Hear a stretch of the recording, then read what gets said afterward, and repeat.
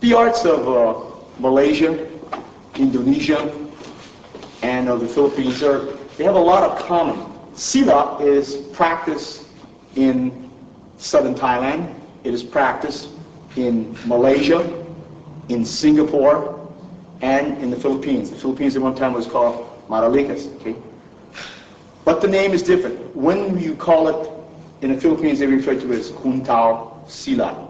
They're mixing the art of Kung Tao, which is probably a Chinese extraction mixed in with the Silat. That's taught in the southern Philippines. So we say Silat. Okay? In Malaysia, it is known as Bersat Silat, and in Indonesia, it is called Pencak Silat. And in the Philippines, whatever the tribe is, it could be Silat Tausug, which means it's a Silat from the Tausug tribe, or Silat from Maguindanao, or Silat from Maranao, which these are the tribes in which the Silat comes from. But basically, the Silat is practiced in the southern section of the Philippines and to a certain degree in the central part. Kali is another word for Silat. Eskrima is a derivative of Kali, or Arnes is a derivative of Kali by some people's interpretation. Okay? A lot of our empty hands, okay, come from the motion of the stick. As I was saying before, your basic hand motion, I'm just going to go slow here, just because this is a stick exercise, see? But the sound of the stick, two things are hit. One hit would be the knuckle, and then the head, and the palm, see? This is what we call hikut, meaning to tie, hubad, meaning to untie, and hubad, meaning to blend with your opponent. Okay? And we can go backhand to backhand, and then move up. Okay? This is and we can move it very slow. Okay? Notice the hand position here where we punch. See? Okay? This is very necessary now to show you where the position would be. Usually done at high speed, but for the purpose of this film, we're going slow so that you can understand. See, at this point, all the cues are being used. When to use the knee, the left knee, okay? When to use the various different kicks. See, that's one kick, that's the second kick. When to use sometimes the use of 3 kicks, okay? Okay, this is the basic call it drill, okay? When to use the position of when that elbow can hit the crazy bone, okay? And use it of the left elbow, okay? And the use of the right shoulder, and the use of the left shoulder. These are all different lines in which we practice. It also teaches us when we find the different lines of attack or disarming, okay? So basically, this is what we refer to as the Filipino system of self-defense because we use the tapi. Okay, in slow motion again, when you backhand, you tap, they tap out. Tap, tap out. This is the exercise which we call tapi or tapi, or as the American Filipinos say, tap. In reality, we wouldn't do this long, but this is to exercise your trapping hand. Okay? Notice that when she hits with the puño, okay, she can trap on the inside of the hand. She can trap on the outside of the hand. Okay? So it is when she holds the dagger exercise in slow motion again, tapping exercise would be like that. Inside or outside the trap would be. Okay, but in reality she would trap and stick. Okay? Over here she might come up here and grab and hit. Okay?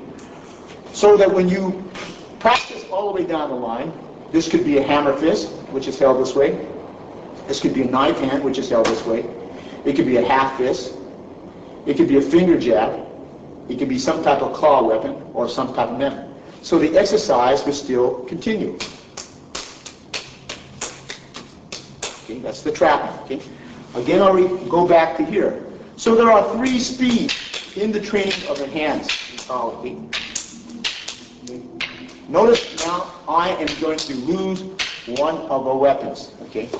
She will strip on this weapon. Okay, out, and we will continue the flow. Okay. Now, notice how narrow. In the beginning, we might not be this narrow, see? Okay, we're going to back up just a little bit over here like this, okay? Okay, and we go high. And we use the backhand just like you had to say backhand again. See? Then we come over here, using the fist, the training.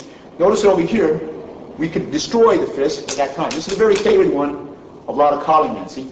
why the destruction of the fist comes from the movement of the dagger. So if they were to punch, notice how this takes the place of the hand. So now the elbow does the same work as that dagger. So all the motion are from the movement of the dagger. Okay, now, it can be done very, very slow. See, this is one of the cases. When I look in systems, and this is part of the Jeet Kune Do concept, this looks like Tai Chi, but it's not Tai Chi. See, in actuality, see, you're not going to spend this long. See, you would move in to different variables. See, this is one of the tactics that you might use, okay, to get into so that you sweep the foot. Okay, in reality, when they punch, it would be one motion, and that you would be in. Okay, but in the training flow, you do this. I look for similarities because there's similarities in every system. For an example, if you were to punch and I do a pak sao, as they call Wing Chun, and I do a lap sao and gua choi, and I trap and hit, very common technique that I learned from Bruce Lee. Okay, but you would think that's only in one particular system. But if you notice closely, a system from Kali derives in the same principle. See? Notice that you trap the hand, you come back here and hit. Okay? Let's take another similarity, because it's very, very important. Very important to realize principles and concepts, because every style has it. And so what we have done in the Jeet Kune Do process, remember again that Jeet Kune Do is not a product, it is a process. And the concept is to absorb what is useful. So we have borrowed a lot from the Filipino martial art, because it's not a system, because what we want to do is improve ourselves. Okay, let's take a very common. When you trap the first barrier here, and you trap the second barrier, that's 2 shots. But that also exists stick-wise and an empty hand in Kali. They might do it just a little bit different. Notice the first trap, notice the second trap, notice the elbows here, where we can go into the locking of the arm and going into the hits. Okay, so always look for similarities to improve your skill. Okay, for an example, you have a high, a low, and then a high. Very common one that we learn to go like that. Notice the hand position over here. So if she tapped low, she goes up high. Okay? She has a rear hand, so she has to trap the rear hand. Okay?